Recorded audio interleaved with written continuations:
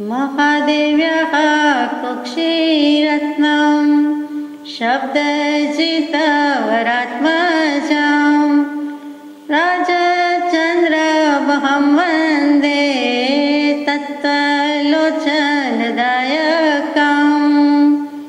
मोक्षमार्गस्य नेतारं भेत्तारं कर्मभूभृतां ज्ञातारं विश्वतत्त्वानां वन्दे तद्गुणलब्धये जीर्णाय गुणन्ताणां सर्वमपि मोक्षकारणं सुन्दरभिसबुद्धिये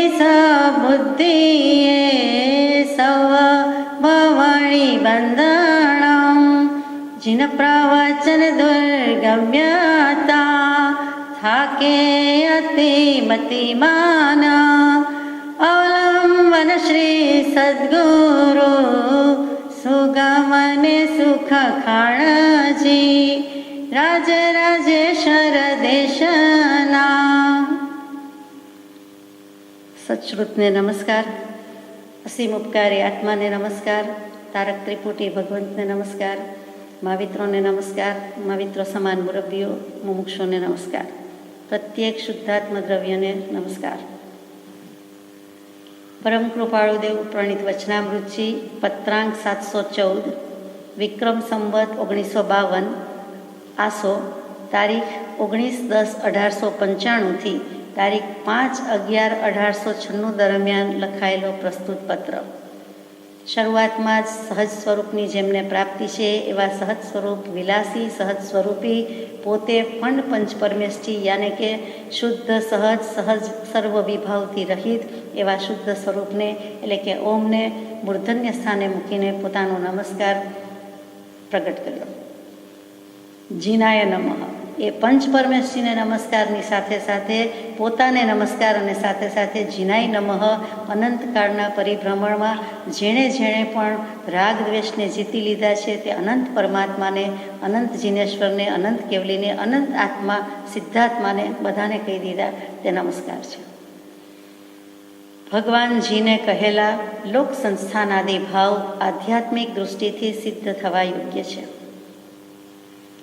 જીન ભગવંતને નમસ્કાર, ભગવાનજીને યાદ કર્યા અને એમણે કહેલા એટલે કે કેવલી પ્રરૂપિત ધર્મ કે કેવલી પ્રરૂપિત તત્વ એ કેવલીને જે પણ બોધ લાગ્યો ક્યાંથી આવ્યો તો કે શ્રી જીન થયા, અનંતકાળમાં જે પણ અનંતા તીર્થંકર દેવ થયા એટલે જીન ભગવંત અવધિ જીન પણ કહેવાય, મનોપર્યો જીન પણ કહેવાય, કેવલીને પણ જીન કહીએ, પરંતુ દેશના કોણ દે તો કે દેશના દેનારા તો તીર્થંકર દેવ જ અને ત્યાંથી તેમના બોધથી, તેમના દર્શનથી, તેમની મુદ્રાથી, ખાસ કરીને બોધથી અહો સત્પુરુષના વચનામૃતજી એટલે તેના પરથી જે બોધ પામ્યા બુદ્ધ થયા, કેવલી થયા એટલે ભગવાનજીને કહેલા એટલે કોઈ પણ કેવલીએ કહેલા પણ કેવલીના મૂળમાં રહેલા તીર્થંકર દેવની દેશના અને તેનાથી જે કંઈ ભાવ કયા છે કયા કયા છે તો પહેલું જ મૂક્યું કે લોક સંસ્થાન આદિ ભાવ આધ્યાત્મિક દૃષ્ટિથી સિદ્ધ થવા યોગ્ય છે। લોક અને સંસ્થાન, લોક કોને કહીએ, સંસ્થાન કોને કહીએ? સંસ્થાન એટલે તો જાણીએ છીએ આકૃતિ, આકાર, રૂપ, સ્વરૂપ જે કહીએ તે। તો લોક કોને કહીએ? જીન ભગવંતે લોક સ્વરૂપ, લોકનો આકાર, લોક પુરુષનો આકાર વગેરે કોને કયા છે તો 107 નંબરનો પત્ર યાને કે પદ લોક પુરુષ સંસ્થાને કહ્યો, એનો ભેદ તમે કંઈ લયો, એનું કારણ સમજ્યા કાંઈ કે સમજાવ્યાની ચતુરાઈ એમાં મૂકી દીધું છે તે છે। તો લોક સ્વરૂપ કેવું છે, લોકનો આકાર કેવો છે અને લોક પુરુષની કલ્પના છે જે કે આગમ પુરુષના બારંગ એમ કોઈ પણ પુરુષના બારંગ એમ લોક પુરુષની પણ વાત મૂકી અને આપણે બે આંખથી વિચાર કર્યો હતો તે કે શરીર પરથી એ ઉપદેશ કે જ્ઞાન દર્શને એ ઉપદેશ કે જે જીન કળશમાં બે આંખ છે શું છે તો કે આત્માના કોઈ પણ આત્માના જે જ્ઞાન દર્શન ગુણ છે અને જ્ઞાન દર્શન ઉપયોગ છે તે સૂચવે છે। એટલે જીન કળશમાં હંમેશા બે આંખ હોય છે આપણે જાણીએ છીએ। તો એક લોક સ્વરૂપ સાથે બેઠું કે શરીરમાં જેમ બે નયન, બે ચક્ષુ, બે આંખ છે એવી જ રીતે આ કોઈ પણ આત્માને જ્ઞાન દર્શન રૂપી નેત્ર છે અને તે બે આંખ છે અને લોક દૃષ્ટિ અથવા દેહ દૃષ્ટિમાંથી ઇતર દૃષ્ટિ એટલે અલૌકિક દૃષ્ટિ, આત્મદૃષ્ટિ કરવામાં એ અત્યંત ઉપયોગી છે। જ્ઞાન દર્શન ગુણ, જ્ઞાન દર્શન ઉપયોગ એટલે અહીંયા જે કહ્યું કે ભગવાનજીને કહેલા લોક સંસ્થાનાદિ ભાવ એટલે કે લોકનું સ્વરૂપ શું છે, લોકનો આકાર કેમ છે તો કે કોઈ એક પુરુષ બે કેળ ઉપર હાથ દઈને ઊભા હોય બંને હાથ, અને જાણે કે કસરત કરવા તૈયાર હોય એમ બે પગ વચ્ચે થોડું ડિસ્ટન્સ હોય અને જે ઊભેલી પ્રતિકૃતિ કે આકૃતિ થાય છે તેનું નામ સુપ્રતિષ્ઠક છે. શાસ્ત્રોમાં એ જીન પારિભાષિક શબ્દ છે. તો કે એવી રીતે જ એ આકાર છે, અથવા તો શરાવલા સંપુટના આકારે રહ્યું છે વગેરે આપ જાણો છે. એક સીધું માટલું, એના પર ઊંધું માટલું, એટલે આપણને જે દેખાય છે તે, જેમ ધજાનો આકાર દેખાય છે તેમ, ધજાનું ચિત્ર કરીએ તો જેમ દેખાય છે તેવી જ રીતે પરસ્પરોપગ્રહો જીવાનામ કરીને કોઈ જીનનો કોઈક વખત લેખ વાંચ્યો હોય, લેખ મુદ્રા જોઈ હોય, એમ્બ્લમ કયો કે પ્રતીક કયો, તો એ શું છે? તો કે જે લખેલું હોય છે તે એ લોક પુરુષનું ચિત્ર છે, આપણે સમજી શકીએ છીએ. તો એના અંગે જે કાંઈ ભાવ કયા છે તે આધ્યાત્મિક દૃષ્ટિથી સિદ્ધ થવા યોગ્ય છે. આ તો શરીરથી કીધું કે બે આંખ વગેરે, પણ આધ્યાત્મિક દૃષ્ટિથી જ્ઞાન દર્શન ગુણ અને જ્ઞાન દર્શન ગુણની પર્યાય એવો જ્ઞાન દર્શન ઉપયોગ. તો લોક કહેતા આપણને શું થાય? તો સંસ્કૃતમાં કહીએ, ઇંગ્લિશમાં કહીએ. સંસ્કૃતમાં લુક ધાતુ છે, જોવું, દેખવું, અવલોકવું, પછી નિરીક્ષણ કરવું વગેરે શબ્દ. મુખ્ય વસ્તુ જોવું, દેખવું, અવલોકવું. એવી જ રીતે ઇંગ્લિશમાં પણ ટુ લુક કહીએ છીએ. એટલે બંને શબ્દો સરખા છે. ઘણા બધા એવા શબ્દો છે કે જે ઇંગ્લિશ અને સંસ્કૃત સરખા થાય છે. ગ્રીક શબ્દ હોય, લેટિન શબ્દ હોય તો પણ એ સરખું જ જાય છે. તો એ લુક પરથી જ શબ્દ આવ્યો, તે આલોક અને અવલોક કહીએ છીએ. કે જે મુનિન્દ્ર ભગવંતે, જે જીનેન્દ્ર ભગવંતે જડચેતન ભાવો અવલોક્યા છે શ્રી મુનિન્દ્રે પંથ પરમ પદ બોધ્યો. એ જે ગીતિ છે પદ છે 724માં પત્રમાં હશે, એ પદમાં જે શરૂઆત કરી છે તેની જ વાત અહીંયા ચાલે છે કે તે જીન ભગવંતે લોકનું સ્વરૂપ કેવું કહ્યું છે. તો આપણને લોક કહેતા એક તો 3 લોકનો નાથ કહીએ, જય બોલાવીએ એટલે 3 લોક યાદ આવે: સ્વર્ગલોક, મૃત્યુલોક અને પૃથ્વીલોક, પાતાળ લોક. એ 3 લોક યાદ આવે. કોઈક વળી ગાયત્રી મંત્ર વગેરે ઉપાસના કરતા હોય તો ઓમ ભૂર ભૂહુ ભૂહુ સ્વહ જે બધું આવે છે તે 3 આવે. કોઈક વળી 7 લોકની વાત કરે, કોઈ વળી જૈન 14 રાજલોકની વાત કરે. આ બધું જ જેમાં સમાય છે. લોક કહેતા જગત, લોક કહેતા સ્વર્ગ, પૃથ્વી પાતાળ, અને પૃથ્વી પછી માનવ જાતિ, માનવ સમુદાય, પ્રજા, એ જે કાંઈ કહેવાતું હોય તે બધા આપણે લોકના અર્થ કરીએ છીએ. અને બધા જ અર્થ બેસે છે કે એ લોકમાં આપણે રહીએ છીએ એવો લોક. તો બીજા દ્રવ્યો પણ રહીએ છે એમ જ્ઞાની પુરુષને કેવું છે કે ધર્માસ્તિકાય, અધર્માસ્તિકાય, આકાશાસ્તિકાય અને પુદ્ગલાસ્તિકાય અને જીવાસ્તિકાય. એ 5 જેમાં રહીએ છે. અને 6ઠું કાળ વર્તના પર્યાય, એ જેમાં રહીએ છે, એ જેમાં સમાવેશ પામે છે તેનું નામ લોક છે.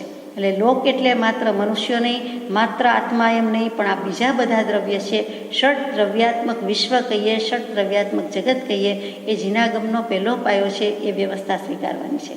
એ લોકની વાત છે. કોઈક શાસ્ત્રમાં 9 પ્રકારે લોક મૂક્યા છે વગેરે વગેરે છે, એ અત્યારે આપણે લેતા નથી. પણ લોક સંસ્થાનાદિ ભાવ, હવે ભાવનો પ્રશ્ન થાય. લોકનો વિચાર આવ્યો, ભાવનો આવે. તો કે નિશ્ચયથી લોક શું છે? આ તો આપણે વ્યવહારથી વાત કરી કે આ પ્રમાણે 5 દ્રવ્ય રહ્યા છે, અથવા તો જેમાં બધી જ જળ અને ચેતન સૃષ્ટિ રહેલી છે તે બધો લોક છે. એમ લોકની વાત કરી, ક્ષેત્ર અપેક્ષાએ કરી, સ્વર્ગ, પૃથ્વી, પાતાળની. પણ ખરેખર લોક નિશ્ચયથી શું કહેવાય? અહીંયા નિશ્ચયથી લોકની વાત કેવી છે? કેમ કે કૃપાળદેવે એમ મૂક્યું, આધ્યાત્મિક દૃષ્ટિથી સિદ્ધ થવા યોગ્ય છે. તો આધ્યાત્મિક દૃષ્ટિથી જેમ જ્ઞાન દર્શન ગુણ, જ્ઞાન દર્શન ઉપયોગ, તો કે બૃહદ દ્રવ્ય સંગ્રહ જે ઈડરગીરી ઉપર કૃપાળદેવે 7 મુનિઓને સુપેરે સમજાવ્યો હતો, તે એમાંની એક ગાથા કે નિજ શુદ્ધ આત્મા જ નિશ્ચયથી લોક છે. કારણ કે આદિ, મધ્ય અને અંતરહિત એવા શુદ્ધ બુદ્ધ ધારક સ્વભાવનો જે પરમાત્મા છે તેમાં કેવલ જ્ઞાન રૂપી નેત્ર દ્વારા સકળ રૂપે શુદ્ધાત્મા આદિ દેખાય છે. અથવા એ જ નિશ્ચય લોકના ધારક એવા નિજ શુદ્ધ પરમાત્મામાં જે અવલોકવું, દેખવું છે તે નિશ્ચય લોક છે. એટલે કે આત્મા કેવલ જ્ઞાન રૂપી નેત્ર વડે જુએ છે તેને લોક કેવું હોય તો કયો, અથવા તો કેવલ જ્ઞાન રૂપી નેત્ર વડે શુદ્ધાત્માને જુએ છે, નિરખે છે, તે લોક કેવો હોય તો લ્યો. એટલે કે નિશ્ચય લોક છે. આત્મા કહેતા અને નિશ્ચયથી લોક કહેતા પોતે પોતાના જ અનંત ગુણમાં, અનંત ચતુષ્ટયમાં રમે છે, દેખે છે, નિહાળે છે, અવલોકે છે. એ જ સમ્યક દર્શન, સમ્યક જ્ઞાન, સમ્યક ચારિત્ર શાશ્વત સનાતન સમય સુધી છે. અને તેની મહત્તા ત્યાં છે. એનો શુદ્ધ બુદ્ધ સ્વભાવ તો છે જ, ચૈતન્ય ઘન તો છે જ, સુખધામ તો છે જ. કર વિચાર તો પામ, વિચાર કરીને પામ્યા, અને પછી આ રીતે અવલોકે છે, નિરખે છે. તેનું નામ લોક કહેવાય છે. આગળ જઈએ કે ભાવ શું, લોકનું સ્વરૂપ, પછી ભાવ શું, તો કે ભાવના અનેક પ્રકાર છે અને ભાવના અનેક અર્થ કયા છે. આપણે ભાવ એટલે અમુક જ અર્થ ઘટાવીએ છીએ. અહીંયા શું બેસે છે, તો કે આવા જે બધા લોક વગેરેનું અસ્તિત્વ કયું છે, સ્થિતિ કઈ છે. ભાવ કહેતા અસ્તિત્વ, ભૂ પરથી ભાવ શબ્દ આવ્યો. એના અસ્તિત્વ કયું, એની રીતિ કે એના પ્રકાર કયા છે, એ ઘટિત થાય છે, યોગ્ય છે.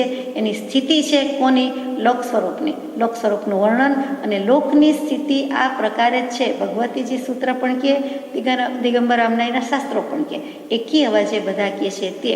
તો એ ભાવ કહેતા આવા બધા અર્થ કરીએ કે સ્થિતિ, અસ્તિત્વ, પ્રકાર અને ખાસ કરીને અપીલ કરી જાય તેવું સહજ ગુણ કે પ્રકૃતિ, કે એ વસ્તુ એમ છે જ. આમ કેમ થાય, એકને એકડો જ કહેવાય, બેને બગડો જ કહેવાય, જુદી જુદી ભાષામાં જુદા જુદા શબ્દ, પરંતુ હકીકતે કોન્સેપ્ટ તો એક જ છે, એનો અર્થ એક જ થાય છે. તો એવી જ રીતે ગમે તે શબ્દ લાવો, પરંતુ તે સહજ છે, સહજ સ્વાભાવિક છે. કે વસ્તુનો સ્વભાવ જ એવો છે કે લોકસ્થિતિ આ પ્રકારે 8 પ્રકારે જ છે, અથવા લોકનું સ્વરૂપ આમ જ છે, આવી રીતે સુપ્રતિષ્ઠક આકારે જ રહેલું છે. એવી જે બધી વાત છે તે સ્વભાવથી છે, સહજ પ્રકૃતિથી છે, ગુણથી છે, નિયમથી છે.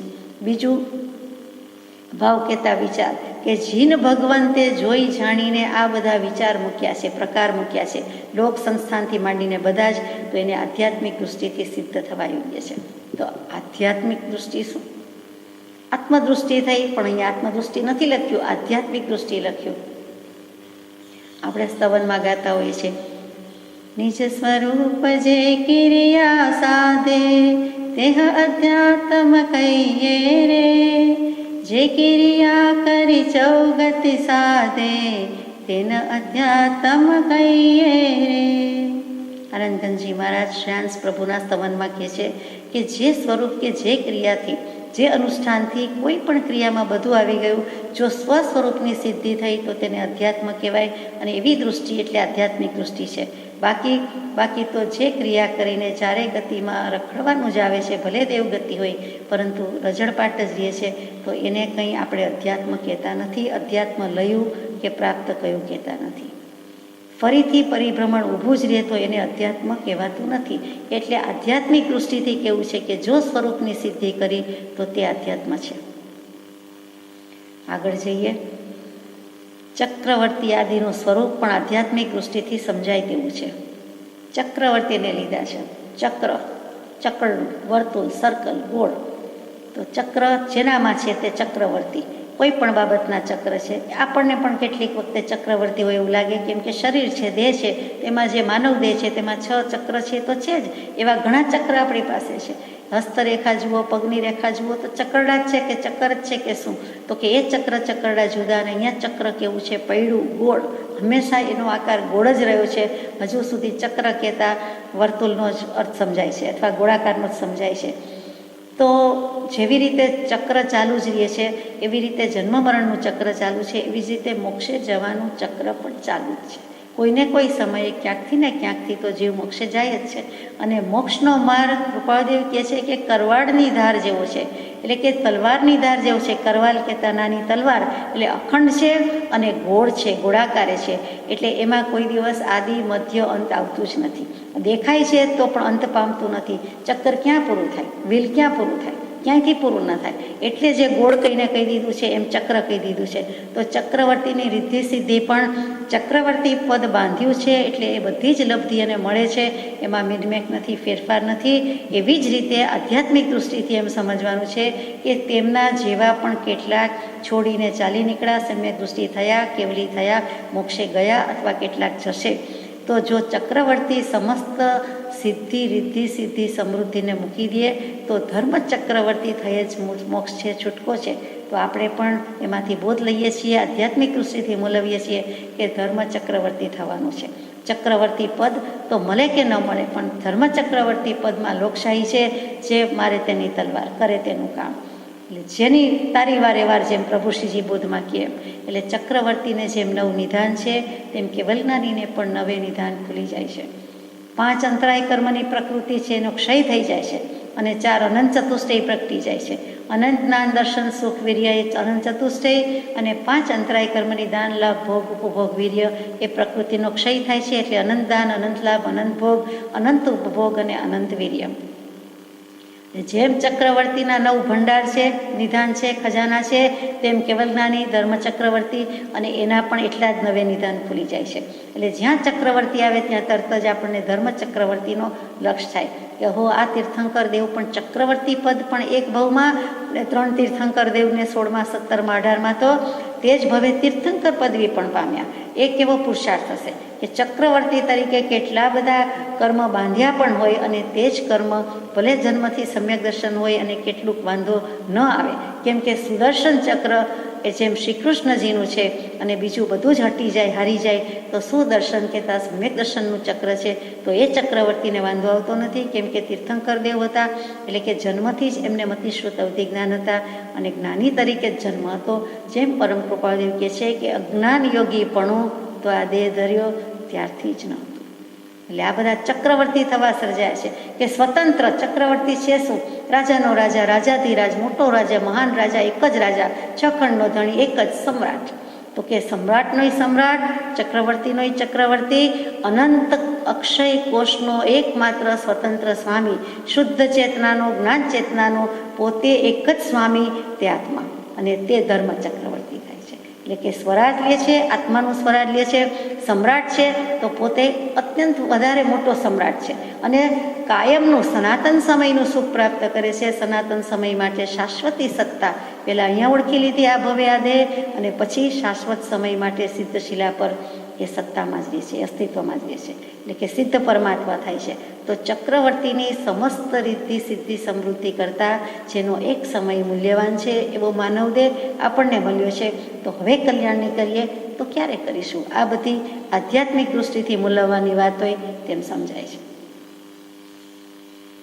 અધ્યાત્મની વાત કહીએ તેમાં આત્મા અને પરમાત્મા વચ્ચેનો સંબંધ કે જે શૃંખલા છે, સાંકળ છે, તે જ છે કે પહેલો છેડો આત્મા, છેલ્લો છેડો પરમાત્મા. એ બે વચ્ચે જે રહ્યું તે તો કે બહિરાત્મામાંથી પરમાત્મા થવા માટે અંતરાત્મા દશા વચ્ચે આવે અને એને પરમાત્મા સ્વરૂપની ઝાંખી થાય અને તે જ જીવ પરમાત્મા બને છે, તે જ સિદ્ધ થાય છે. તો એ રીતે આ બધું મૂલવવાની આપણે જરૂર છે એવું સમજાય છે. મનુષ્ય ઉચ્ચત્વ પ્રમાણાદિમાં પણ તેવો સંભવ છે.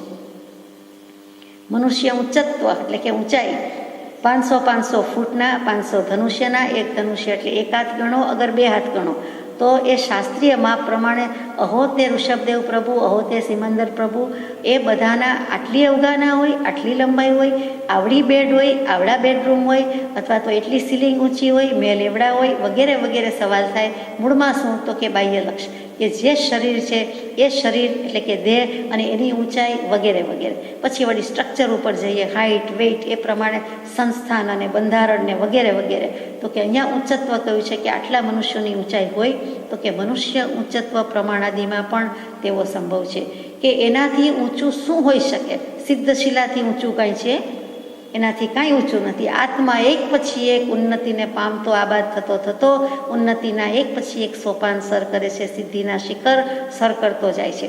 એવરેસ્ટ પણ એની કોઈ વિસાતમાં નથી, જગતનો મેરુ પર્વત પણ એની કોઈ વિસાતમાં નથી. એટલે એ બધી ઊંચાઈ આત્મસાત કરવા માટે કહ્યું કે એવા પ્રભુ તો તીર્થંકર દેવને તો માપમાં આવવું પડે, આપણે લખવું પડે, કહેવું પડે, કેમ કે સદેહ હતા.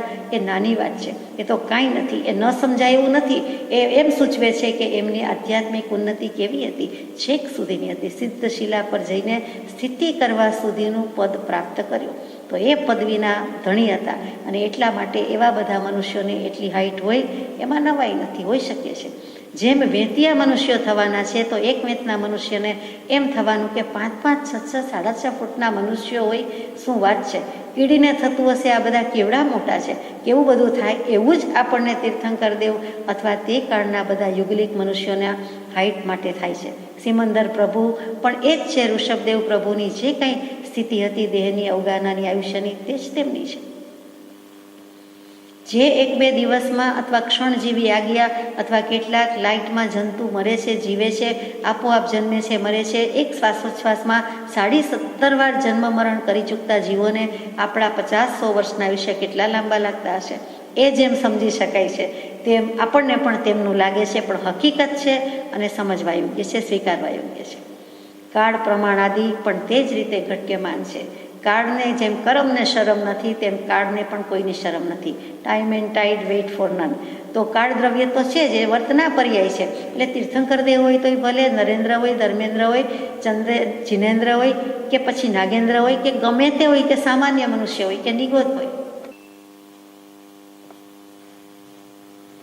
આદિ પણ તે જ રીતે ઘટ્યમાન છે અને ઘટ્યમાન થવા યોગ્ય છે. એટલે કે નિગોદની બાબતમાં, નિગોદના જીવોની બાબતમાં પણ કાળની જેમ જ આ રીતે લાગુ પડતી વાત છે. નિવત્તા ગોદ એટલે કે એકી સાથે કેટલાય જીવો બધું શેર કરે છે. આહાર, શરીર, ઇન્દ્રિય, શ્વાસોચ્છ્વાસ, ભાષા, મન, એમને જેટલી પર્યાપ્તિ હોય તે છતો હોતી નથી. તો એ બધી પર્યાપ્તિ એકસાથે શેર કરવાનું.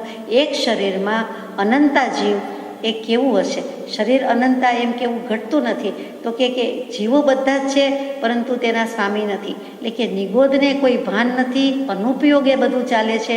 પણ નિવત્તા ગોદ એટલે કે ગોદમાં રાખવાની જગ્યા છે. સિદ્ધશિલામાં પણ નિગોદના જીવો છે, એટલે કે ગોદમાં રાખ્યા છે સિદ્ધ ભગવંતે, એટલે પણ નિગોદ કહેવાય કે જો તમે રાખશો ગોદ મારે લોલ તો કી મજાશું નિગોદ મારે લોલ. તમે અમને સાથે રાખશો તો અમે કાંઈ નિગોદમાં જવાના નથી, પણ પહેલેથી નિગોદમાંથી આવ્યા, મૂળ અનાદિના ક્યાંના, તો કે નિગોદમાંથી નીકળેલા. એટલે ભગવાન જાણે યાદ કરાવતા હોય તેમ કહે છે કે શક્ય નથી એમ નહીં, શક્ય છે, છેક ઉપર સુધી પહોંચે છે પણ મોક્ષ નથી.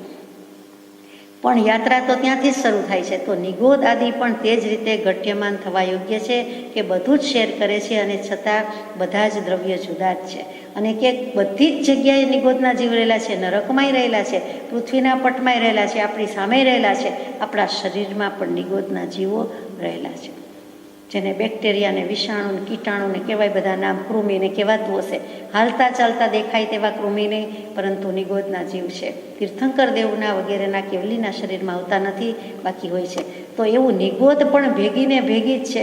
એને પણ લઈ લીધા છે. એ પણ ચેતના છે, એ જીવ છે, જંતુ છે, આત્મા છે. તો એ શુદ્ધ ચેતનાનો સ્વામી થઈ શકે એવી એનામાં સંભાવના છે, એને પણ લઈ લીધા છે. એટલે કે સમજવા માટે છે, એ કલ્પના નથી. સમજવા માટે માત્ર છે એમની હકીકત છે, નરી વાસ્તવિકતા છે કે એ જીવનું અસ્તિત્વ છે. અને નિગોદમાંથી નીકળીને કેળનો ભવ કરીને મનુષ્ય ભવ પામીને મરુદેવા માતા જેવા 1-2-2.5 ભવમાં મોક્ષે ચાલ્યા ગયા. ત્યાં સુધીની શક્યતા છે. પુરુષાર્થની બારી કે દ્વાર તો ખુલ્લા જ છે. તો કઈ રીતે આપણે માની શકીએ કે આ કાળમાં મોક્ષ નથી, કે આ કાળમાં આટલું નથી? એ મનાય તેવું જ નથી, કેમ કે પુરુષાર્થના દ્વાર કયો કે બારી બારણા તો બિલકુલ ખુલ્લા છે. તો નિગોદનું સ્વરૂપ પણ એ રીતે ઘટ્યમાન થવા યોગ્ય છે. આધ્યાત્મિક દૃષ્ટિથી વિચારવા જેવું છે. સમજાય કે ન સમજાય? સિદ્ધ સ્વરૂપ પણ એ જ ભાવથી નિધિધ્યાસન થવા યોગ્ય છે, સંપ્રાપ્ત થવા યોગ્ય જણાય છે. સિદ્ધ સ્વરૂપને પણ કહી દીધું કે સર્વજીવ છે સિદ્ધ, સમજે તે થાય. ત્યાં આપણને શરત મૂકી દીધી, જે સમજે તે થશે. શું સમજશે? પોતાનું સ્વરૂપ સમજશે તો એ સિદ્ધ સ્વરૂપની ઝાંખી ત્યાં જ થઈ ગઈ. અને સિદ્ધના સ્વરૂપ કે સુખ સ્મૃતિમાં લાવો તો કે એવું જ સુખ મારામાં પડ્યું છે, મારા આત્મામાં પડ્યું છે. સિદ્ધાત્મામાં અને મારામાં કોઈ ભેદ નથી. શુદ્ધાત્માને મારામાં એટલે કે આપણા પોતાના આત્મામાં કોઈ ભેદ નથી. નિશ્ચયથી કોઈ આંતરું નથી. એ પણ એ રીતે બેસે છે કે અનંત જ્ઞાન, દર્શન, સુખ, ચારિત્ર વગેરે આપણામાં એટલા જ પડ્યા છે. તો એ ભાવથી મારામાં છે જ, પણ આપણે માનતા નથી. પોતાના આત્મામાં પડ્યું છે એનું માનવું, સ્વીકાર કરવો એ પણ મોટી વાત છે. થઈ શકતું નથી. શ્રદ્ધામાં એ પરિણમે આવી શકતા નથી. શ્રદ્ધા પછી શ્રદ્ધાન થશે. પણ કેમ શ્રદ્ધામાં પણ લેતા નથી? તો કે ના, હું તો ગરીબ રહું, હું પામર, હું અનાથ. એ પણ એટલી જ સાચી વાત છે. નરી નમ્રતા પણ જોશે, સામે આટલી સત્તાપદ સ્થિતિ પણ જોશે કે હું અનંત ચતુષ્ટય ધરાવું જ છું, હું પ્રગટ કરતો નથી, અને એની પહેલાં તો હું માનતો નથી. જે માન્યતા અને સ્વીકાર માટે કહે છે કે સિદ્ધનું સ્વરૂપ પણ એ જ ભાવથી નિધિધ્યાસન થવા યોગ્ય છે. કે નિગોદમાંથી સિદ્ધ થઈ શકાય છે, કેમ નહીં? મૂળિયું તો તે છે, અનાદિકાળથી શરૂઆત તો ત્યાંથી થઈ, નિત્ય નિગોદ ને ઇતર નિગોદ. તો હવે પછી ધીમે ધીમે પ્રગતિ થઈ. તો આટલી પ્રગતિ કરીને અટકી જવાનું છે, આટલી ઉન્નતિ કરીને અટકવાનું નથી. ઊંચાઈના શિખર સર કરવાના જ છે. એટલે પછી આવું પવિત્ર થયું સિદ્ધ સ્વરૂપ, પ્રમાણીભૂત છે. અને એમણે કીધેલું છે એ પ્રાપ્ત થયું છે ને કીધું છે. અને એ પોતે કહેવા આવ્યા નથી, પણ સહયોગી જીન અરિયંત પરમાત્મા કેવલી પ્રભુએ કહ્યું છે. માટે આપણે માન્ય કરવા યોગ્ય છે. અને પવિત્ર, મુક્ત કે દિવ્ય એ પુણ્યાત્માનું સ્વરૂપ, કેવલી પ્રભુનું સ્વરૂપ, એ જ સ્વરૂપની સિદ્ધિ આપણે પણ કરવાની છે. એટલે આધ્યાત્મિક દૃષ્ટિથી એ ભાવથી નિધિધ્યાસન કરવા યોગ્ય છે. વારંવાર ચિંતન કરવા યોગ્ય છે. સતત ચિંતન કરવા યોગ્ય છે. નિરંતર ચિંતન કરવા યોગ્ય છે. માત્ર કર વિચાર તો પામ નહીં, અહીંયા નિધિધ્યાસન પર આવ્યું કે જેના વિચાર કરીએ તેની પ્રાપ્તિ તેને થાય જ થાય, જેવી ભાવના તેવી સિદ્ધિ. અને જેના વિચાર કરે ભૃંગી ઇલિકાને ચટકાવે તે ભૃંગી જગ જુએ રે. ઈયળને એ જો ભૃંગી ભમરી એ જ થઈને રહીએ તો પછી આપણે પરમાત્માને ધ્યાવવાથી પરમાત્મા કેમ ન થઈએ? એટલી જ સાચી વાત છે, સચોટ વાત છે. એ ખુમારીથી અને એ ભાવનાથી આગળ જવાનું છે એમ સમજાય છે. અને સંપ્રાપ્ત થવા યોગ્ય જણાય છે. આશીર્વાદ ભગવાને આપી દીધા કે સિદ્ધનું સ્વરૂપ વિચારો, એ સુખની ઝાંખી કરો તો શું સિદ્ધ નહીં થાવ? અર્થાત થશું જ. પ્રભુ આજ્ઞાએ થાશું તે જ સ્વરૂપ જો. પછી આગળ જઈએ. લોક શબ્દનો અર્થ અને અનેકાંત શબ્દનો અર્થ બંને છગડીયો કૌંસ કરીને મૂક્યું છે, એટલે કે બંનેને લાગુ પડે છે, અપ્લાય થાય છે, આધ્યાત્મિક છે. લોક શબ્દનો અર્થ પણ આધ્યાત્મિક છે, અનેકાંત શબ્દનો અર્થ પણ આધ્યાત્મિક છે. લોકની આપણે ઉપર છેલ્લી વાત તો કરી દીધી. એમાં જે કહ્યું તે કે જે દિવ્ય નેત્ર દ્વારા જોઈ શકે છે, કેવલ્યાન રૂપી નેત્ર જોઈ શકે છે. કેવી રીતે?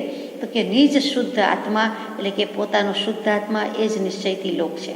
પિંડે સો બ્રહ્માંડે એમ આપણે કહીએ છીએ કે ઉપર જેમ સ્વર્ગ નરક બધું છે એમ આપણા શરીરમાં પણ છે. Upper part of the body and lower part of the body, સીધી વાત છે. સ્વર્ગ અને પાતાળ, સ્વર્ગ અને નરક. અને વચ્ચે જે છે જેનાથી ભરણ પોષણ વગેરે થાય છે, અન્ન વગેરે મૂકીએ છીએ, જળ વગેરે જાય છે, તે વચલું છે, તે મૃત્યુલોક, તે માનવલોક અને તિર્યકલોક. અને તેમાં છીએ. અને તે જેમ શરીરનું ભરણ પોષણ કરે છે, જતન કરે છે, તેવી જ રીતે અહીંયા આત્માની વાત છે. એટલે કે નિશ્ચયથી પોતાનો આત્મા જ લોક છે. એવો જે શુદ્ધ બુદ્ધ સ્વભાવનો ધારક આત્મા પરમાત્મા, ભગવાન આત્મા પોતે જ, એમાં કેવલજ્ઞાન રૂપી નેત્રથી અને એની પહેલાં થવું જોઈએ તે આત્મજ્ઞાન સમ્યક દર્શન, એના દ્વારા સકલ રૂપે શુદ્ધ આત્માને પામે છે અને બધા જ પદાર્થો દેખાય છે. તે નિશ્ચયથી એટલે કે આધ્યાત્મિક દૃષ્ટિથી લોકનું સ્વરૂપ છે. અને અનેકાંત શબ્દનો અર્થ શું છે તે વિચારવાનું છે. અનેક વત્તા અંત. અંત એટલે આપણને હંમેશા છેડો, સમાપ્તિ, ધ એન્ડ એવું જ યાદ આવે. જ્યારે અહીંયા જીનાગમમાં પારિભાષિક શબ્દ છે અંત એટલે ધર્મ. ધર્મ એટલે કે લક્ષણ. એટલે કે સાકરનો ધર્મ શું? તો કે એનું લક્ષણ છે તે ગળાશ છે, ગળપણ છે તે. મીઠાનો ધર્મ શું? તો કે ખારાશ છે તે. એમ વસ્તુનો સ્વભાવ શું? તો કે ધર્મ. એવી રીતે અનેક ધર્મો છે, નિત્ય અનિત્ય. જે કાંઈ દ્વંદ્વ છે, વિરોધાભાસી છે, અસ્થિ નાસ્તિ સ્વભાવ. એ જે સ્વભાવ કહીએ, ધર્મ કહીએ, લક્ષણ કહીએ, બધું એક. એટલે અનેક અંત કહેતા અનેક ધર્મ, અનેક સ્વભાવ, અનેક લક્ષણ. અને અનેક કહેતા એકથી વધારે તે અનેક કહેવાય. પછી બે પણ હોઈ શકે અને બહુ ઘણા પણ હોઈ શકે. 29 આંકડા સુધી પણ હોઈ શકે. એટલે કે એ અનેક કહેવાય છે. પછી અસંખ્યાતમાં જાય છે, પછી અનંતમાં જાય છે. અહીંયા અનેક શબ્દ છે એટલે 2થી માંડીને અસંખ્યાત પહેલાંનો જે આંકડો આવે તે. આપણી સાદી ભાષામાં બહુ બધા, ઘણા બધા, ઝાઝા બધા. એ ઝાઝા બધા સ્વભાવ કે ઘણા બધા સ્વભાવ જેમાં છે તેનું નામ અનેકાંત એમ કહીએ. એટલે કે જૈન દર્શન, સર્વજ્ઞ દર્શન, વિતરાગ દર્શનને આપણે અનેકાંત દર્શન કહીએ છીએ. અને અનેકાંત દૃષ્ટિ કહીએ છીએ ત્યારે આત્મદૃષ્ટિ, દ્રવ્ય દૃષ્ટિ, સમ્યક દર્શન કહીએ છીએ. એ પણ એટલી જ સાચી વાત છે. અનેકાંત વાદ, વદ એટલે બોલવું, કહેવું. ભાષા માધ્યમ છે એટલે કહેવાય છે. ખરેખર વાદ વિવાદ માટેનો અનેકાંત વાત છે જ નહીં. કેમ કે અનેક ધર્મો, સ્વભાવ, લક્ષણને પોતાનામાં સમાવે છે અને છતાં પોતે છલકાઈ જતું નથી. જેમ સાગરને સરિતાનો સંબંધ, એવું જ અનેકાંત છે. અનેકાંતમાં એકાંત હોઈ શકતું નથી. અને બધા જ એકાંત છે એ અનેકાંતમાં આવીને સમાઈ જાય છે. આ દૃષ્ટિથી આમ છે, આ અપેક્ષાથી આમ છે, તેનું નામ અનેકાંત કહીએ છીએ. અને અનેકાંતના શાસ્ત્રીય રીતે બે ભેદ પાડીએ છીએ. શાસ્ત્રીય રીતે એક મિથ્યાત્વ અનેકાંત એટલે મિથ્યા અનેકાંત, એક સમ્યક અનેકાંત. એવી જ રીતે એકાંતમાં પણ સમ્યક એકાંત અને મિથ્યા એકાંત. અનેકાંત એ સંપૂર્ણ જ્ઞાન છે એટલે પ્રમાણ છે. એટલે અનેકાંતમાં જ્યારે મિથ્યા અનેકાંત કહીએ ત્યારે પ્રમાણાભાસ, અને સમ્યક અનેકાંત કહીએ એટલે કે પ્રમાણ. પ્રમાણ જ્ઞાનનો બીજો શબ્દ છે. એટલે કે પ્રમાણ કયો કે પ્રમાણાભાસ કયો, સાચું જ્ઞાન કે જ્ઞાનનો આભાસ. એવી રીતે જે કહ્યું તે અનેકાંતમાં. એકાંતમાં શું આવે તો કે નય આવે. નય અને પ્રમાણ. નય એટલે અંશે અને પ્રમાણ એટલે પૂરેપૂરું બધા જ પાસાથી સંપૂર્ણપણે જે જાણી દેખી શકાય તેવું છે તે. આ એકાંત અને અનેકાંતનો અર્થ છે. અહીંયા એકાંત એટલે નિર્જન અવસ્થા, એકલાપણું, શાંતિવાળું, નિરાંતવાળું, માણસોની અવર જવર ન હોય, નિર્જન અવસ્થાવાળું, એ એકાંતની વાત નથી. અહીંયા એકાંત એટલે શબ્દ જુદો જ છે. એક ધર્મ, એક લક્ષણ, એક સ્વભાવવાળું. અનેકાંત એટલે અનેક ધર્મ, અનેક વસ્તુ આવી છે તેમાં. આ શબ્દનો અર્થ આધ્યાત્મિક છે. આ તો હજી સ્થૂળ અર્થ થયો, પણ આધ્યાત્મિક દૃષ્ટિથી વિચારવાનું છે. અને તે ગમે કે ન ગમે પણ ક્યારેક તો આપણે સ્વીકારવાનું જ છે, સમજવાનું જ છે. તો આજે ભગવાને આપણને આ વચન મૂક્યું છે, તો પ્રયત્ન કરીએ કે અનેકાંત ખરેખર શું છે, અનેકાંતનો મહિમા શું છે. સીધું તો સ્યાદવાદને સપ્તભંગી કહીએ છીએ તે છે, પરંતુ જે સિદ્ધાંત તારવ્યા છે કે સિદ્ધાંત રૂપે મૂક્યા છે એ વિચારવા જેવા છે કે અનેકાંત વસ્તુને પરથી અસંગ બતાવે છે, પછી જુદાપણું છે તે વસ્તુનો સ્વભાવ છે.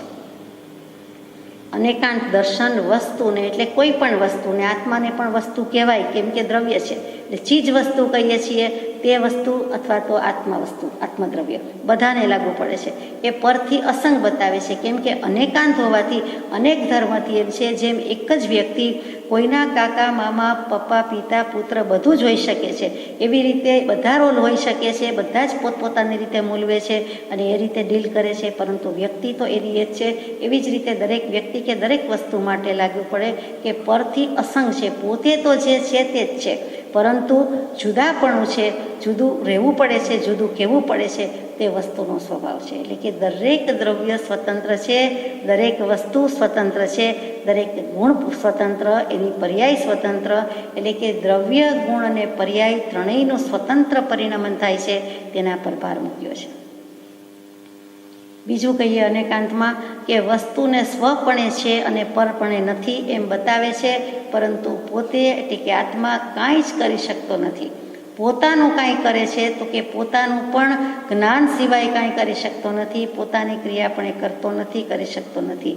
એટલે આત્મા જાણે કે શુદ્ધ જ છે, નિર્મળ છે, અસંગ છે અથવા જેવો છે તેવો છે, પણ એ ખરેખર કાંઈ કરતું નથી, કરી શકતું નથી. એક દ્રવ્ય બીજા દ્રવ્યનું તો કાંઈ કરતું નથી, કરી શકતું નથી. આત્મા પોતે પણ માત્ર જાણવાની ક્રિયા જ કરી શકે છે, વાસ્તવમાં બીજું કાંઈ કરી શકતો નથી. એ પણ એક અનેકાંતનું લક્ષણ છે, અનેકાંતનું મહાત્મ્ય બતાવે છે. અનેકાંત સ્વપણે સત બતાવે છે. સતને સામગ્રી અને સંયોગની જરૂર નથી. આપણે જાણીએ છીએ સત અસ્તિત્વ, એને સંયોગની કે સામગ્રીની બાહ્ય કાંઈ જ જરૂર નથી, પરંતુ સત સત છે એના નિર્ણયની જરૂર છે. દ્રવ્ય પણ બધા સત છે, જે જળ દ્રવ્ય છે એ પણ સત તો છે જ, અસ્તિત્વ તો ધરાવે છે. આપણે દ્રવ્યોની તો વાત કરીએ છીએ, ધર્માસ્તિકાયથી માંડીને બધાની, તો એનું અસ્તિત્વ જરૂર છે, પરંતુ એનો નિર્ણયની જરૂર છે. એ કોને છે તો કે ચેતન સત્તા છે, એક એને જ છે, આત્માને જ છે. એ નિર્ણય કોઈ કરે છે, બીજા બધા તો જડ છે એટલે કરી શકતા નથી. તો આત્માને કાંઈ બીજી જરૂર નથી, પણ એક નિર્ણય કરવાની જરૂર છે, યાને કે પોતાને સ્વરૂપનો નિશ્ચય કરવાની જરૂર છે. અને એ નિશ્ચય કરવા માટે આ બધી વસ્તુ જરૂર પડે કે હું આત્મા જ અનેકાંત દૃષ્ટિથી આ પ્રમાણે થાય છે, પરંતુ ખરેખર તો હું જુદો જ છું, ન્યારો જ છું, શુદ્ધ જ છું, બુદ્ધ જ છું, સુખધામ જ છું, વગેરે જે ભાવો કરવા પડે છે. સતને બતાવનાર સત જોઈએ, એટલે કે સત છું એમ પોતે માને નહીં, તો કેવલી પ્રરૂપિત તત્વના આધારે સ્વીકારીએ, સદગુરુ પ્રણીત બોધના આધારે સ્વીકારીએ, વચનામૃતજીના આધારે સ્વીકારીએ. કેમ કે અહો સત્પુરુષના વચનામૃત કયા છે, તો કે ભલે સાધન સામગ્રી સંયોગની જરૂર નથી, પણ પોતે સત છે એમ પોતે વિચારવું પડશે, નિર્ધાર કરવો પડશે. પોતાની મેળે થાય તો સારી વાત છે, ન થાય તો આ કોઈને કોઈ ભવના અથવા તો આ ભવના આપણને જે બોધ અવલંબન છે એના આધારે કરવું પડે છે. એ પણ અનેકાંત છે. એક અને અનેકને સ્વરૂપે બતાવે છે, તેનું નામ અનેકાંત છે. પરંતુ પોતાના એટલે કે તારા ગુણ પર્યાયથી તો અનેક જ છે, વસ્તુથી આ એક છે. વસ્તુ પોતે એક જ છે. ગમે તેટલા એંગલથી જુઓ, અભિપ્રાયથી જુઓ, દૃષ્ટિબિંદુ હોય, પણ આપણે કહીને 100 વાતની એક વાત એમ ભગવાન કહી દે છે કે અનેક ભલે હોય, પરંતુ મૂળમાં મૂળ્યું તો તું એક જ આત્મા, દ્રવ્ય, શુદ્ધ, અને તારે તારું કરવાનું છે, તારું સ્વરૂપ સંભાળવાનું છે. એટલે એ એક અને અનેક સ્વભાવની વાત થઈ. નિત્ય અને અનિત્ય સ્વભાવની વાત પણ લેવાની છે કે દ્રવ્યથી નિત્ય છે, પર્યાય પલટાય છે. આત્મા દ્રવ્ય નિત્ય છે, પર્યાય પલટાય, એવું દરેક દ્રવ્યને લાગુ પડે છે. એટલે પોતે દ્રવ્યથી તો નિત્ય જ છે, એટલે પણ સ્વભાવ પર્યાય પરિણામન સમય સમયે થયા કરે. તો એ રીતે અનિત્ય પણ છે, ગતિ બદલાઈ જાય, ઘર બદલાઈ જાય, ખોડિયા બદલાઈ જાય, તો એ રીતે આપણે અનિત્ય પણ છે. આત્મા અનિત્ય કહેવાય, પર્યાય દૃષ્ટિથી અનિત્ય છે, દ્રવ્ય દૃષ્ટિથી નિત્ય છે. એટલે કથનચિત નિત્ય અને કથનચિત અનિત્ય એ પણ બતાવી દીધું. તો ફરક ક્યાં આવે છે તો કે જે તરફની રુચિ તે તરફનો પલટો ને પર્યાય ને પરિણામ. માનો કે અધ્યાત્મની રુચિ, તો પછી એ વિતરાગતાને લઈને જ જમશે, વિતરાગતા આવશે જ, પોતે વિતરાગ થશે જ, અને જો સંસાર અભિમુખ છે, સંસારની રુચિ છે, તો રાગદ્વેષ તો કંઈ પડ્યા જ છે, રસ્તામાં જ પડ્યા છે, સામે જ પડ્યા છે. જ્યાં જોઈએ ત્યાં રાગદ્વેષ અજ્ઞાન એને ગ્રહણ કરવા છે તો એમ કરશે, ઉદાસીનતા વિતરાગતા કરવી હશે તો એમ કરશે. જેવી રુચિ તેવી પલટન. પલટન કહેતા અહીંયા પર્યાય, પરિણામન અને જે રૂપાંતર પામે છે તે, એટલે કે રસ્તો ફંટાઈ જાય છે તે. મૂળમાં તો જતા હતા તો મોક્ષના માર્ગે પણ વચ્ચે ફંટાઈ જાય છે, અને જતા હતા સંસારના માર્ગે એમાંથી પાછા સદગુરુદેવ મળ્યા તો ફંટાતા રહી ગયા, એટલે કે એ બાજુથી પ્રયાણ આપણે ઊંધું કર્યું, એટલે કે રિવર્સમાં ગાડી ગઈ. સંસાર એનો પ્રતિપક્ષી મોક્ષ, અને એ તરફ આવ્યા, અને નહીં તો વાયસે વર્ષા કે મોક્ષે જતા હતા અને સંસારમાં ફંટાયા. ટૂંકમાં જેવી રુચિ તેવો પુરુષાર્થ, રુચિ અનુયાયી વીર્ય ચરણ ધારા સદેહો લાલ. એવું જ અહીંયા કહી દીધું કે જે તરફની રુચિ તે તરફનો પલટો, અને જો વિતરાગતા તો વિતરાગતા, અને સંસારીપણું તો સંસારીપણું. અનેકાંતની વાત આગળ લઈએ કે દરેક વસ્તુની સ્વતંત્રતા જાહેર કરે છે તેનું નામ અનેકાંત છે. વસ્તુને પરની જરૂર નથી, પરંતુ પોતે પોતાથી જ સ્વાધીન છે, પરિપૂર્ણ છે. પોતું કહેતા આત્મા, આત્મા પોતે સ્વતંત્ર છે, આત્માનું સુખ જ સ્વાધીન છે, પોતાને અધીન છે, પોતાના વશમાં પોતે જ છે, અને પોતે જ પરિપૂર્ણ છે. પર તે પર, અને એ તો રખડાવનારી વસ્તુ છે. અને પરમાં અહીંયા પહેલાં પહેલો પોતાનો પરમ પડોશી એવો દેહ જ લઈ લેવાનો છે. બીજા સાથેથી કટ ઓફ કરી શકાય, કરી દઈએ, પરંતુ દેહ તો કે દેહની સાથેથી નથી થતું. એની દોસ્તી ખબર નહીં એવી છે, હકીકતમાં એ દુશ્મન થાય છે, પરંતુ આપણે દોસ્તી ભાવે બધું નભાવીએ જાય અને નિર્વાહી જઈએ છીએ. તો એ વિચાર કરવાનું છે કે પોતાથી જ સ્વાધીન છે, પોતે એકલું એક જ દ્રવ્ય હોય તો જ એ પરિપૂર્ણ હોય અને સ્વાધીન સુખ લઈ શકે. પણ દેહ છે તો કાંઈ વાંધો નથી, મન વચન કાયાના યોગ છે, શરીર છે, સાધન છે, તો પછી સાધન પાસેથી કામ લઈ લેવાનું છે. દેહ દેવળ કહીએ, એમાં વિરાજિત આપણો આત્મા કહીએ, ભગવાન કહીએ, કાંઈ વાંધો નથી, પરંતુ દેહ દેવળ તો બીજા ભવે પણ મળે જ છે, કોઈને કોઈ કાયા તો મળે જ છે, પરંતુ મન વચન કાયાના યોગ છે એની પાસેથી કામ કઢાવીને સન્માર્ગે લઈ જવાનું છે. ઉપયોગ પણ છે, આત્માનું લક્ષણ છે, પણ સત્વમાં નથી, આત્મામાં નથી, એ ઉપયોગ કરવાની છે. અર્થાત ઉપયોગનો ઉપયોગ કરવાની છે, અને ભાવ સ્વાતંત્ર્ય છે એનાથી જ પોતે પરિપૂર્ણ છે, નહીં તો હોઈ શકે નહીં. ત્યાર પછીની વાત છે અનેકાંતમાં કે એક એક વસ્તુમાં અસ્થિ નાસ્તિ આદિ વિરુદ્ધ શક્તિ મૂકી છે, એ અનેકાંતનું નામ છે. તો ત્યાં એક એક વસ્તુમાં વિરુદ્ધ વસ્તુ છે, વસ્તુપણાની વિરુદ્ધ જાય છે, તો કે વિરુદ્ધ દશા નિપજાવે છે એવી બધી વિરુદ્ધ શક્તિઓ છે, પરંતુ બે વિરુદ્ધ મળીને જ સત્તાની પૂર્ણતા થાય છે, તત્વની પૂર્ણતા થાય છે. જેમ અડધું અડધું કહીએ છીએ, બંનેમાં બધા અંશ છે, પણ બે અડધિયા ભેગા થઈને આખું બની જાય છે. તેવી જ રીતે કહ્યું છે કે ભલે વિરોધાભાસી હોવા છતાં 2 નેગેટિવ મેક્સ 1 પોઝિટિવ, એમ જે સિદ્ધાંત છે તેમ કે બે નકારાત્મક વાત આવી, બે વિરુદ્ધી આવી, પણ હું નથી જવાનો એમ નથી, એટલે કે જવાનો છું. મારે નથી જમવું એમ નથી, એટલે કે જમવું છે. એમ જે વાત છે તેમજ સિદ્ધાંતમાં આવી છે, અનેકાંતમાં આવી છે કે બે નેગેટિવ વસ્તુ, એટલે કે નિત્ય છે ને અનિત્ય, અમુક રીતે નિત્ય ને અમુક રીતે અનિત્ય, અમુક રીતે કાકા થાય ને અમુક રીતે મામા થાય, અથવા તો જે બધી વાત સમજી શકીએ છીએ એ અનેકાંત છે, પણ તત્વની પૂર્ણતા છે. એટલે કે જુઓ, અભિપ્રાયમાં ફરક હોય, આશયમાં ફરક દેખાતો હોય, હકીકતમાં આશય એક જ છે એમ કેવું છે. અનેક અંત આવીને મળે છે, પણ શબ્દ એક જ રહ્યો, એવી રીતે તત્વ એક જ છે અને તત્વ પૂર્ણ છે. આ અનેકાંત દર્શનનો મહિમા છે. તો અનેકાંત બોલતા એના આધ્યાત્મિક દૃષ્ટિથી અર્થ વિચારવા જોઈએ, મૂલવવા જોઈએ. ત્યાર પછી લખે છે કૃપાળદેવ કે સર્વજ્ઞ શબ્દ બહુ ગૂઢ છે. લોકની વાત કરી, અનેકાંતની વાત કરી, દુનિયા આખીની વાત લઈ લીધી છે ભગવાને. એમ કેવલ જ્ઞાની હોય ને પછી 5-10 વસ્તુમાં બધું કહી દેવું હોય એવી રીતે મૂકી દીધું. તો પછી હવે સર્વજ્ઞ, કે સર્વજ્ઞ શબ્દ બહુ ગૂઢ છે. આપણને તો ગૂઢ લાગતો નથી, કેમ કે સર્વનો અર્થ આવડી ગયો છે કે સઘળું બધું, એમાં સમસ્ત દ્રવ્ય, ગુણ, પર્યાય જે લેવું હોય તે 3 શબ્દમાં બધું આવી ગયું. તો પછી ગૂઢ શું છે? અને સર્વને જાણનારો, જ્ઞા ધાતુ છે, એના પરથી જ્ઞાન શબ્દ આવ્યો.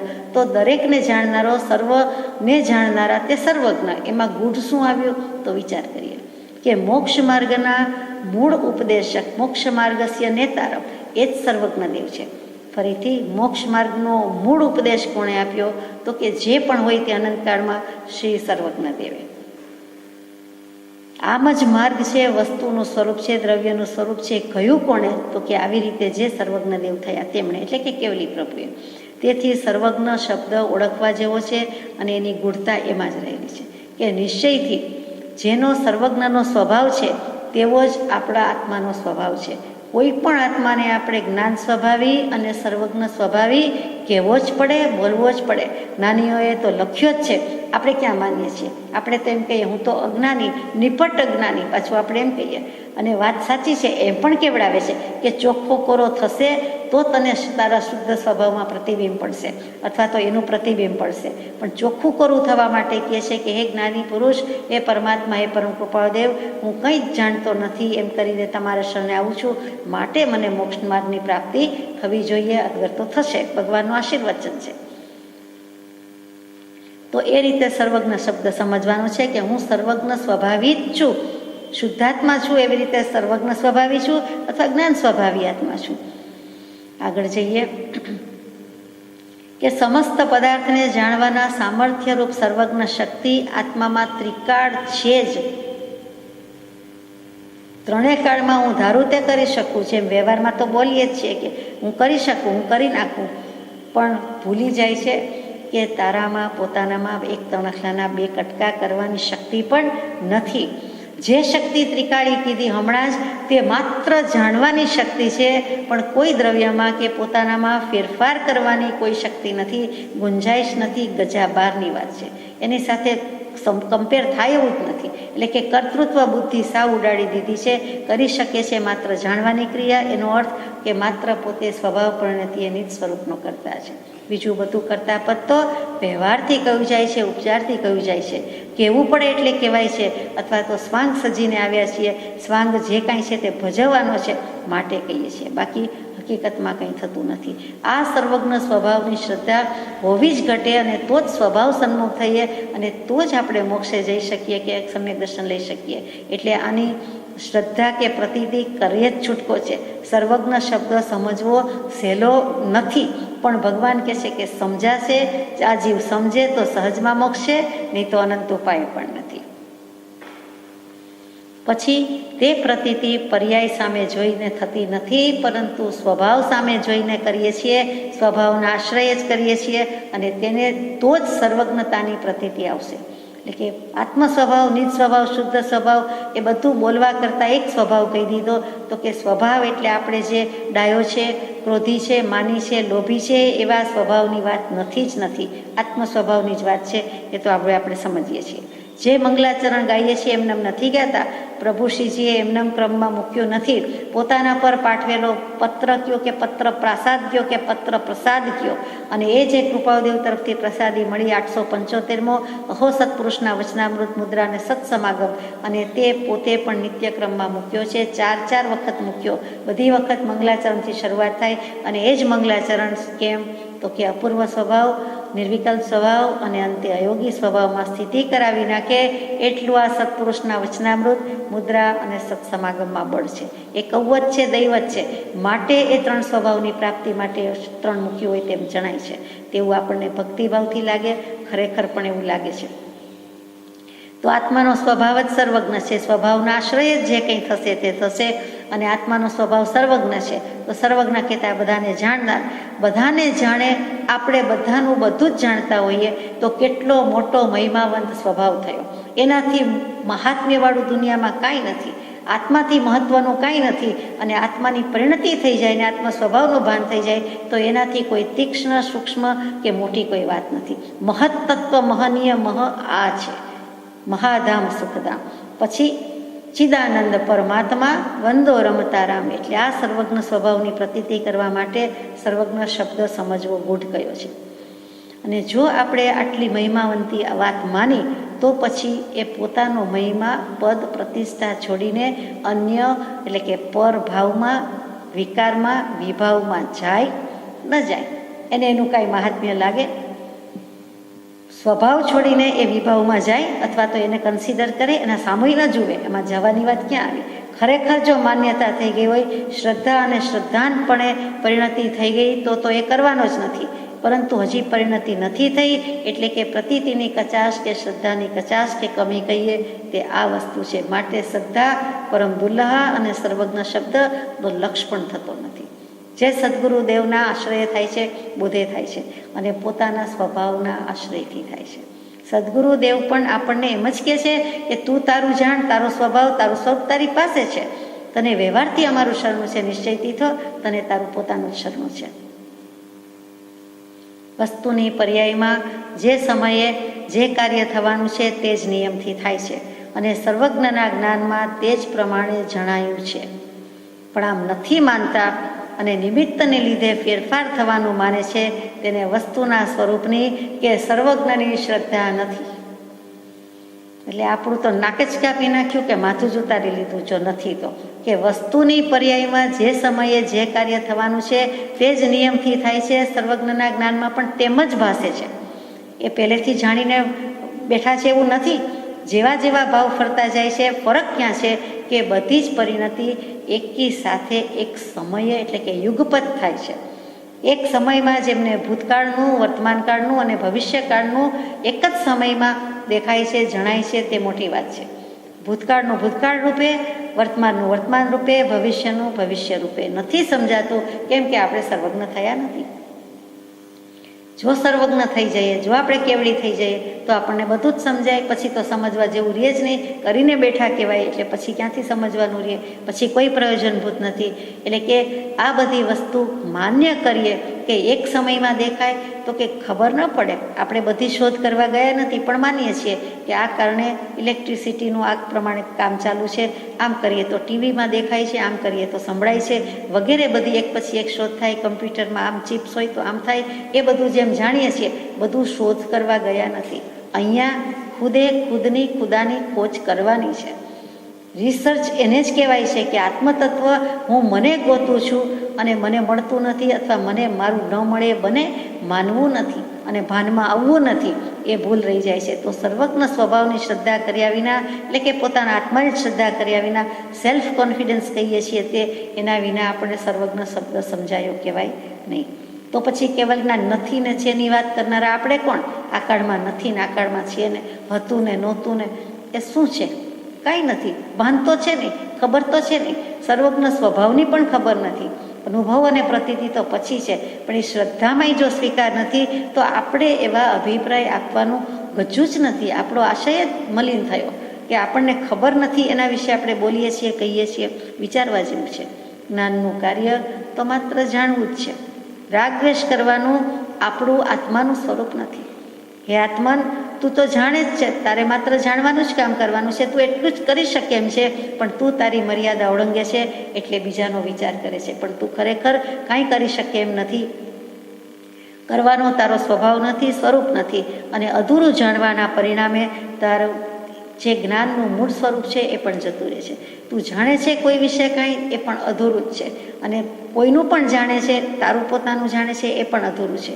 અને અધૂરું છે એટલે હજુ એ મૂળ સ્વરૂપ નથી, પૂર્ણ સ્વરૂપ નથી. એટલે કે હજી સુધી ત્યાં પહોંચ્યો જ નથી. એટલે કે સર્વને જાણવા રૂપે જે પરિણામ આવે એ જ તારા જ્ઞાનનું મૂળ સામર્થ્ય છે.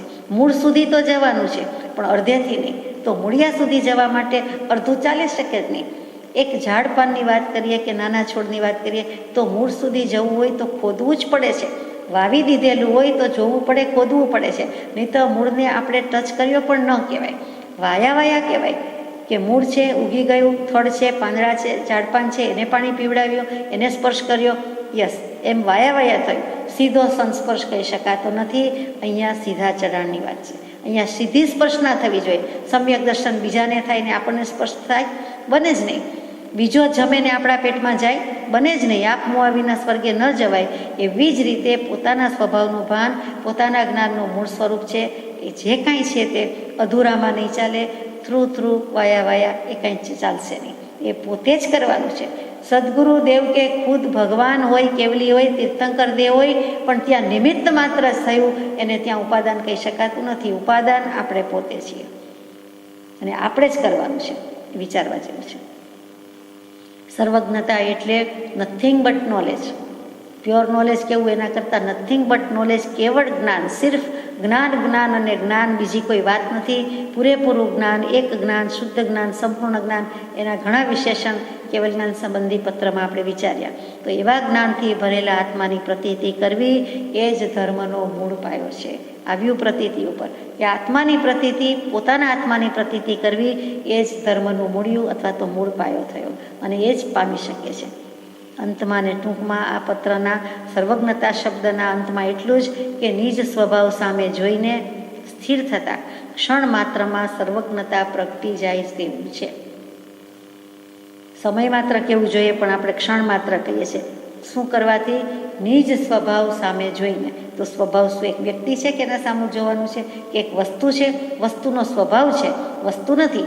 તો કે એના સામું જોઈને, એટલે કે આત્માએ આત્માને આત્મા વડે, આત્મા માટે આત્મામાંથી જ આત્માનું કલ્યાણ કરવાનું છે. એ ષટકારક અને એની સ્વતંત્રતા આવી ગઈ. એ જ પરમ સત છે, એ જ પરમ ધર્મ છે. એટલે આટલું જ કરીએ મોક્ષ થઈ જાય છે. નિજ સ્વભાવ સામે જોઈને સ્થિર થતા. સ્થિરતા આવતી નથી, સ્થિર કરતા નથી, ચલાચલ વૃત્તિ કરી નાખીએ છીએ અને ત્યાં ખોટું થઈ જાય છે. હવે એના ઉપર જઈએ છીએ. કૃપાળુદેવ જે રીતે લઈ જાય છે એ રીતે જઈએ છીએ. સર્વજ્ઞ શબ્દ સમજાવવો બહુ ગૂઢ છે. પછીનું વચન છે, ધર્મકથારૂપ ચરિત્રો આધ્યાત્મિક પરિભાષાથી અલંકૃત લાગે છે. જે કંઈ ધર્મકથાનક પ્રથમાનુયોગ કથાનુયોગ મૂક્યો છે એમાં જીવન ચરિત્રો બધા છે તે આધ્યાત્મિક પરિભાષાથી અલંકૃત છે. પરિભાષા એટલે આપણે અમુક રીતે જ વિચાર્યું છે, પણ પરિભાષાના ઘણા અર્થ થાય. એક તો અહીંયા ઉપદેશ, કે જે જીન કથામાં ઉપદેશ આપ્યો છે, ચારિત્ર ચિત્રણ મૂક્યું છે, એની પરિભાષાથી એટલે કે એના ઉપદેશથી, કથનથી અલંકૃત લાગે છે. એટલે કે ઉપદેશથી શોભી રહ્યા છે. એમાં જે ઉપદેશ છે એ લેવાનો છે. કેટલી સુંદર વીંટી પહેરી હશે ભરતજીએ, કે હો વીંટીથી આંગળી શોભે કે આંગળીથી વીંટી, તો વીંટી ઉપર લક્ષ કરવાનું નથી, અથવા એક આંગળીમાં પહેરી હતી કે 10 આંગળીમાં 10 સામું જોયું કે એક સામું, એવા ભાવ વિભાવ કરવાના નથી. પરંતુ લક્ષ ક્યાં કરવાનું છે કે કોની શોભા હતી, એમણે જે ઉહાપો કર્યો એ જ ઉહાપો કરવાનો છે. તો કે અલંકૃત એટલે અલંકાર, ઘરેણા એની ના નથી, પરંતુ સજાવટ કરી છે એ તો સજાવટ છે. પહેરી ઓઢીને વાત કરી એમ કહેવાય. હકીકતે મૂળ દ્રવ્ય ભરતજીના જે અસંગપણાનો ભાવ એ મુખ્ય છે. એનું ન્યારાપણું, એને જે બોધ લાધી ગયો એ મુખ્ય વાત થઈ. વીંટી ને અરીસા ભુવન ને એ તો બધી નાની વાત થઈ. આ તો કેવલ જ્ઞાન જેમ ઝળકે, અરીસામાં પ્રતિબિંબ ઝળકે, એમ કેવલ જ્ઞાનમાં ઉપયોગના પ્રયોગ વિના સ્વાભાવિક બધું ઝળકે છે. એટલા માટે કદાચ અરીસા ભુવન મૂક્યું હોય એ પણ બને, કે મિરરની સામે એમ થયું, પોતાને બીજા કોઈમાં પ્રતિબિંબ ન લાગ્યું પણ એમાં લાગ્યું, અને એમાંથી એ નિમિત્ત થઈ ગયું, અને પુરુષાર્થ તો પોતાનો હતો કે એકદમ જ ઉહાપો થયો. તો એ આધ્યાત્મિક દૃષ્ટિ થઈ. અને અલંકૃત કર્યું છે, તો કે અલંકાર કે ઘરેણાથી કોઈ પણ વાત આવી હોય, અલંકાર એક સાહિત્યનો પ્રકાર છે, એ રીતે વાત આવી હોય, એ શૃંગારિત કે સજાવેલું કર્યું છે, પરંતુ ખરેખર તો વિચારવા જેવું મૂક્યું છે. ઘરમાં લઈ જાય તે ઘરેણું, આત્માનું ઘર પોતાનો સ્વભાવ છે. એટલે આ ઘરેણાથી પોતાનો ભાવ પોતાના ઘરમાં એટલે સ્વભાવમાં જઈને રહ્યા, તે ભરતજી. એવા ભરતજી થવાની વાત છે. એવા જે કોઈ આત્મા થયા તેના જેવા થવાની વાત છે. જંબુદ્વીપ આદિનું વર્ણન પણ અધ્યાત્મ પરિભાષાથી નિરૂપિત કર્યું લાગે છે. હવે જંબુદ્વીપની વાત કરીએ. જંબુદ્વીપ કોને કહીએ? બહુ ટૂંકમાં લઈએ છીએ આપણે, કે જંબ ક્રિયાપદ છે સંસ્કૃતમાં, એના પરથી જાંબુ શબ્દ થયો. એટલે કે રાવણા જાંબુ ખાવાના આવે તે જ.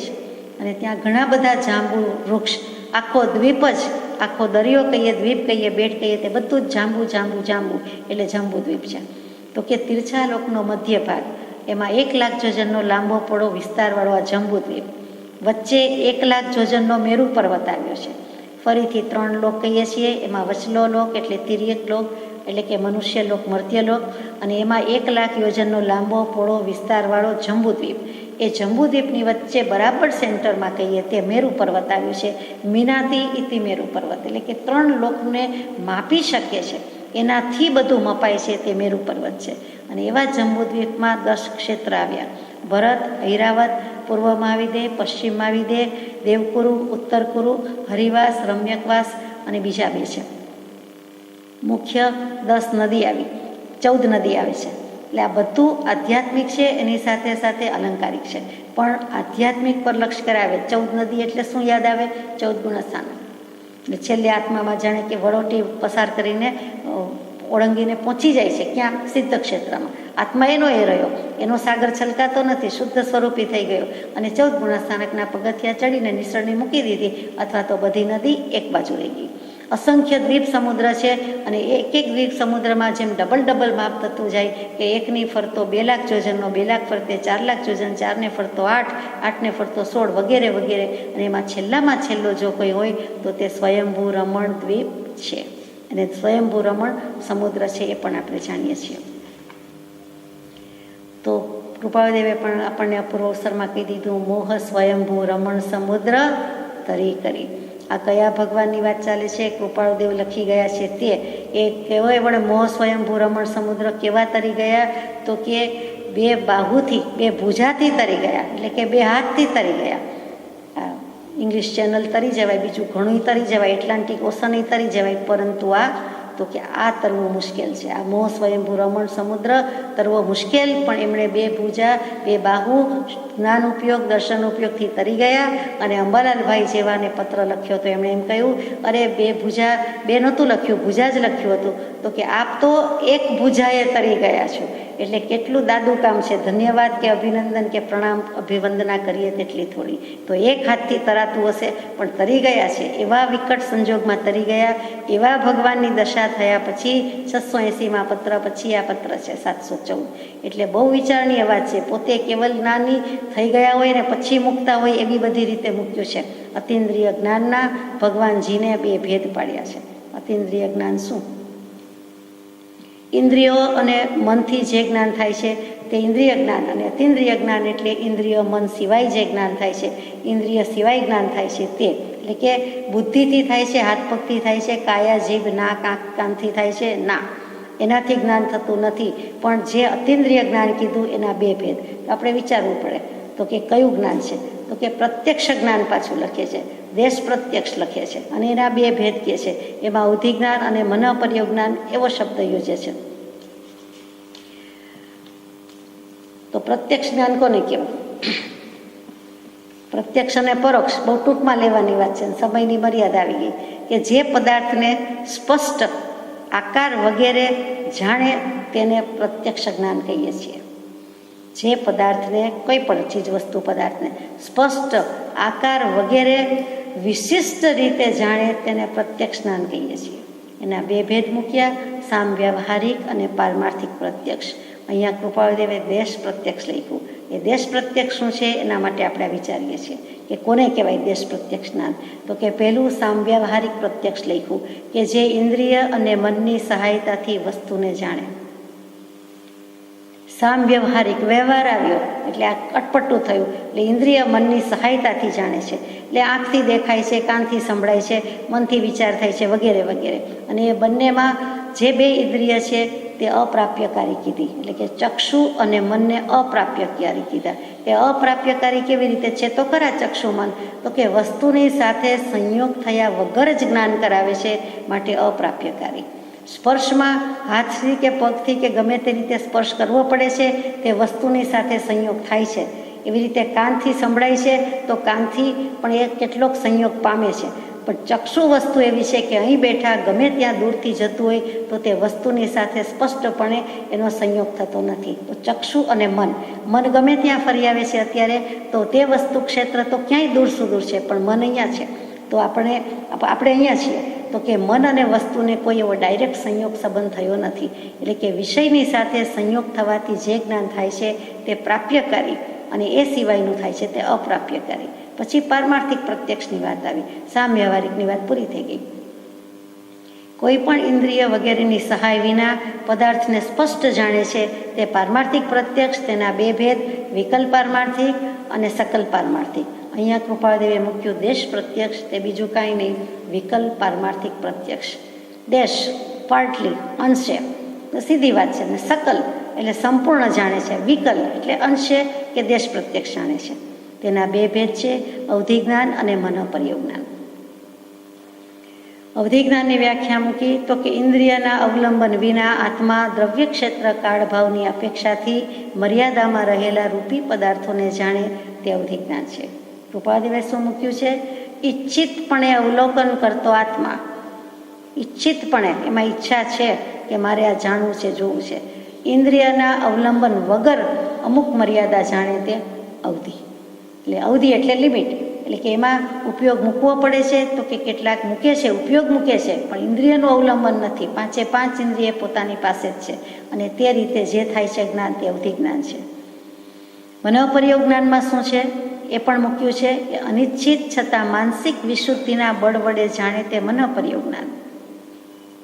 સંગની જીવોના મનમાં રહેલા રૂપી પદાર્થને જાણે તેનું નામ મનોપર્યોગ જ્ઞાન. કૃપાળદેવ વળી એમ મૂકે કે અનિચ્છિત, ઈચ્છા નથી છતાં માનસિક વિશુદ્ધિના બળને કારણે પોતાને એમ જ જ્ઞાન થઈ ગયું, લબ્ધિ થઈ ગઈ, શક્તિ પ્રગટી ગઈ, એટલે બીજાના મનની પર્યાય જાણી શકે છે તે મનોપર્યોગ જ્ઞાન છે. અવધિ જ્ઞાનમાં ઈચ્છિત છે, મનોપર્યોગ જ્ઞાનમાં અનિચ્છિત છે. આ મોટો ફરક રહ્યો. ત્યાર પછી છે શ્રીજીને કહેલા ભાવો અધ્યાત્મ પરિભાષામય હોવાથી સમજાવવા કઠણ છે. પરમ પુરુષનો યોગ સંપ્રાપ્ત થવો જોઈએ. જે જીન ભગવંતે બધા ભાવ કીધા તે અધ્યાત્મ પરિભાષાવાળા હોવાથી સમજાવવા કઠણ છે. આપણે તો થોડું ઘણું યથાશક્તિ વિચાર કર્યો, પરંતુ પરમ પુરુષનો યોગ પ્રાપ્ત થવો જોઈએ. એટલે કે પરમ પુરુષના યોગે, સદગુરુ યોગે જે સમજાય છે તો કોઈ ઓર હોય છે, મર્મ ત્યાં છે, ગુરુગમ ત્યાં છે. વચ્ચે જે એક વચન રહ્યું તે કે સામાન્ય વિશેષ ચૈતન્ય આત્મદૃષ્ટિમાં પરિનિષ્ઠિત કેવલ જ્ઞાન.